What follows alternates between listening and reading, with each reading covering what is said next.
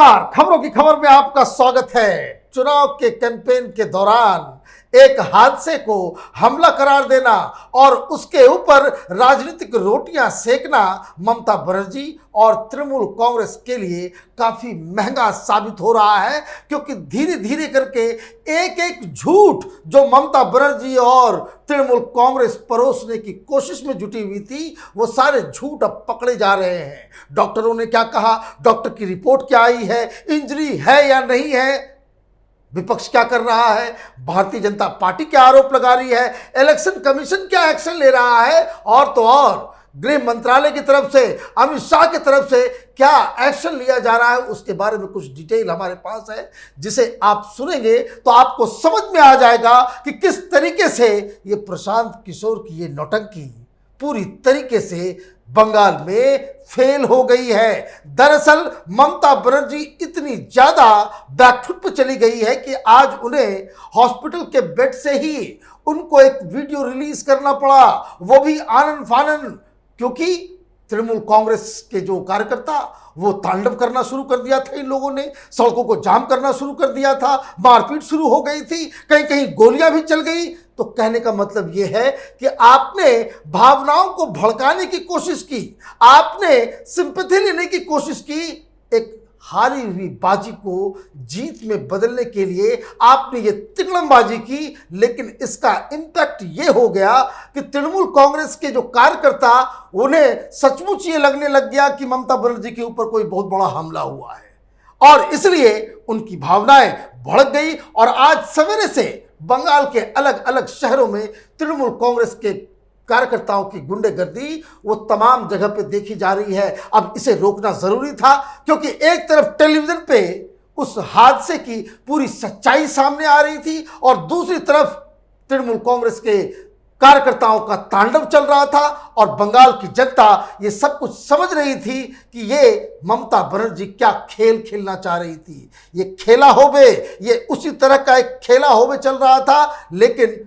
इसके बाद तृणमूल कांग्रेस को यह समझ में आया कि ये नाटक, ये खेला उनको महंगा पड़ने वाला है। इसलिए तृणमूल कांग्रेस की तरफ से पहले ऑफिशियल ट्विटर हैंडल से, स्पोक्स पर्सन के जरिए तृणमूल कांग्रेस के कार्यकर्ताओं से मिन्नती की गई, और उसके बाद मसला फिर भी नहीं संभला तो ममता बनर्जी को ठीक सामने आना पड़ा और उनको यह बताना पड़ा कि वो बिल्कुल ठीक है। उनको चोटें लगी हैं, उनके पैर में चोट है, उनके कंधे पे चोट है, सिर में हल्का सा दर्द हो रहा है, 1-2 दिन और मैं हॉस्पिटल में रहूंगी, मैं बिल्कुल ठीक हूं, और उसके बाद मैं वापस कैंपेन के लिए आऊंगी, और तब तक आप लोग कोई उपद्रव ना मचाएं, अपनी भावनाओं को कंट्रोल करके रखें। अब ममता बनर्जी तो कल ये आरोप लगा रही थी कि उनके ऊपर हमला हो गया, और अचानक से ये इस तरह की बातें तृणमूल कांग्रेस की तरफ से क्यों कही जा रही है, इसको समझना जरूरी है। सबसे पहली बात कि डॉक्टर्स ने उस इंजरी के बारे में क्या कहा। जो रिपोर्ट्स आई है उस रिपोर्ट में साफ साफ लिखा हुआ है, न कोई बोन फ्रैक्चर है, न कोई बड़ी चोट की शिकायत है, दर्द हो रहा है, चोट लगी है, वो चोटिल हैं, उनको बाकायदा दर्द लगा है। लेकिन ये कि किसी ने हमला कर दिया, किसी ने अटैक कर दिया, उस तरह की बातों को लेकर के डॉक्टर्स कुछ नहीं बता रहे हैं। और जो तस्वीरें आ रही हैं टेलीविजन चैनल पे, मीडिया में, और जो वहां के जो चश्मदीद लोग हैं, नंदीग्राम के लोग, वो इस पूरी घटना की हकीकत बता रहे हैं कि दरअसल आखिर हुआ क्या था। ममता बनर्जी दरअसल जिस जगह से गुजर रही थी, रोड के किनारे एक पोल लगा हुआ था, सड़क तो कच्ची बनी हुई सड़क है नहीं। जो टेलीविजन चैनल पे वो नजर आ रहा है कि वहां पे सड़क की स्थिति बहुत ही खराब है, कि ममता बनर्जी वहां से जब गुजर रही थी तो बहुत सारी लोगों को देख करके उन्होंने अपने कार का दरवाजा खोल दिया। अब ये सारे वीडियोस आ गए हैं, ऐसा नहीं कि कोई कहानी बन रही है। आज के जमाने में वो नाटक नहीं चल सकता कि आप दिन को रात, रात को दिन कहते हैं, और मीडिया के जरिए आप एक असत्य को सत्य बना करके आप उससे कोई राजनीतिक फायदा उठा लें। तो वो बाहर वो निकल आई, उनका जो लेफ्ट पैर जो था, वो फुट स्टैंड होता है, वो स्कॉर्पियो गाड़ी है, तो उसमें वो उनका पैर था, दरवाजा खुला हुआ था, वो उसके ऊपर खड़े होकर के इस तरह से अभिनंदन कर रही थी, प्रणाम कर रही थी लोगों को। फिर उस वीडियो में एक और जो बहुत ही महत्वपूर्ण एलिमेंट है उसको समझना जरूरी है। गाड़ी जब जैसे ही आगे बढ़ती है तो ममता बनर्जी की, चूंकि ये खिड़की होती है, तो खिड़की के अंदर से एक हाथ उन्होंने डाल करके बैलेंस बनाने के लिए उनका हाथ अब ऐसे हो गया, मतलब जो खिड़की का वो जो पोर्शन होता है, वो जो गेट का जो वो पोर्शन था, वो अपने हाथ के वो अंदर ले ली। अब ये गाड़ी आगे जाती है और अचानक वहां पे वो पोल था, लोगों की वजह से ड्राइवर उसे देख नहीं सका और वो दरवाजा उस पोल से जाके टकराता है। तो उससे क्या इंपैक्ट हुआ? एक तो जो पैर, जो लेफ्ट पैर जो उनका फुट स्टैंड पे था वो टकराया, और ये जो दरवाजा बंद हुआ उस फोर्स की वजह से उनके कंधे में चोट आई, और वो चूंकि उनकी हाइट कम है तो उनका जो सिर जो था वो पीछे कार के बॉडी से जाकर टकराने से ये 3 जगह इंजरी हुई है। अब ये तो शेयर ड्राइवर का मिस्टेक है, वहां पे पुलिस वालों की गलती है, क्योंकि इस तरह से, अच्छा ममता बनर्जी इस घटना के बाद तुरंत उसने कहा कि भाई 4-5 लोगों ने हमला कर दिया, सारे चश्मदीद कह रहे हैं कि ये नंदीग्राम को बदनाम किया जा रहा है। अब इसमें ममता बनर्जी ने कहा कि वहां पे हमारा सिक्योरिटी में कुछ नहीं है, बहुत बड़ी साजिश हो गई है। अब उस वीडियो में साफ साफ नजर आ रहा है कि ममता बनर्जी के साथ जो सिक्योरिटी वाले हैं वो उस दरवाजे को पकड़े हुए हैं। वो जो काफिला उनका गुजर रहा है उससे पहले पुलिस वाले व्हाइट ड्रेस में, बंगाल की पुलिस के लोग वहां पे वो रास्ता बना रहे हैं, लोगों को वहां से हटा रहे हैं। ये भी साफ साफ नजर आ रहा है। कहने का मतलब ये है कि ममता बनर्जी के साथ एक हादसा हुआ, चोटें आई हैं, उसमें ये नहीं है, लेकिन ममता बनर्जी ने ठीक वही पुराना स्टाइल, जब वो विपक्ष की लीडर हुआ करती थी और वहां पे सीपीएम की सरकार थी, तो वो उस तरह से वो तमाशा शुरू कर देती थी, इस हादसे का के ऊपर राजनीति शुरू कर देती थी। अब दिक्कत यह है कि सारा वीडियो तो आ गया।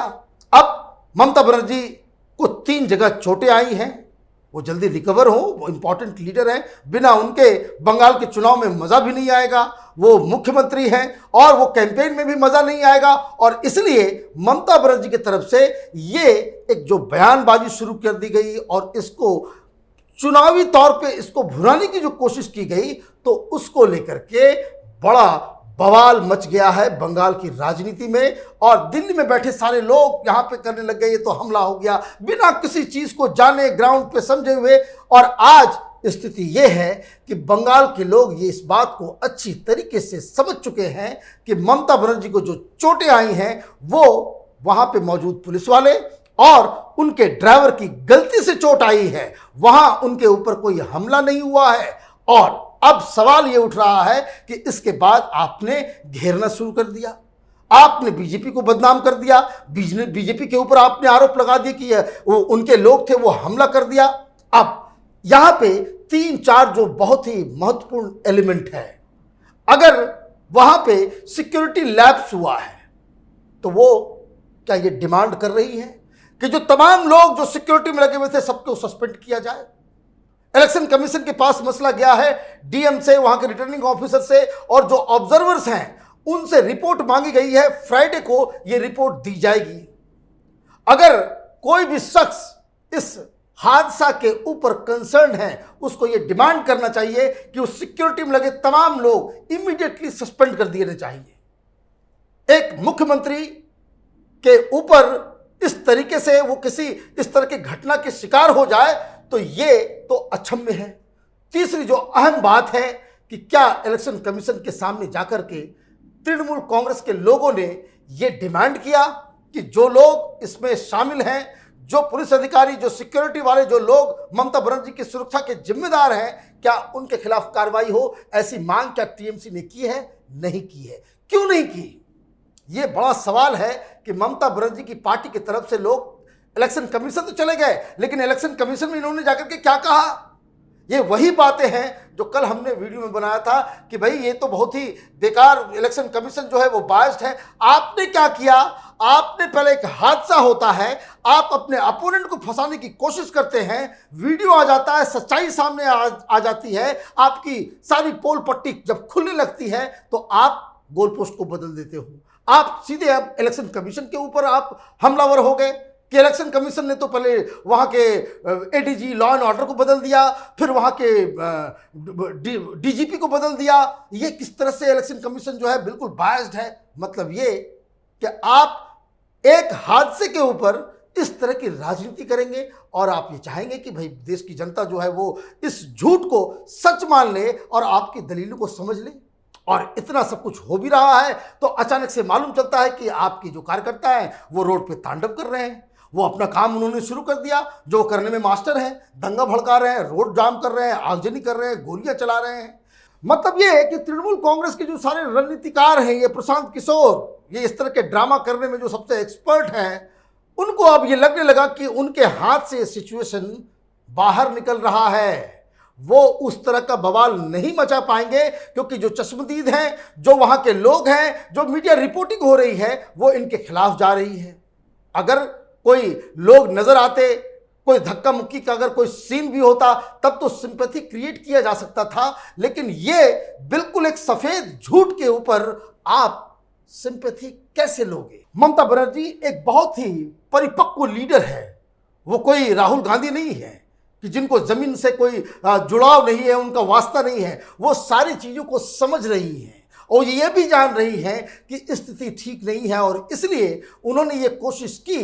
लेकिन जो उसके बाद की जो घटनाएं हुई उनसे ममता बनर्जी को ये भी समझ में आ गया कि अगर इसे ज़्यादा आगे तक खींच के ले जाया गया तो ये तृणमूल कांग्रेस की हार का एक बहुत बड़ा कारण हो सकता है। इसके ऊपर अभी और राजनीति गरमाएगी। आप देखते रहिए कैपिटल टीवी। हमारे वीडियोस को लाइक कीजिए, शेयर कीजिए और हमारे चैनल को सब्सक्राइब कीजिए। धन्यवाद।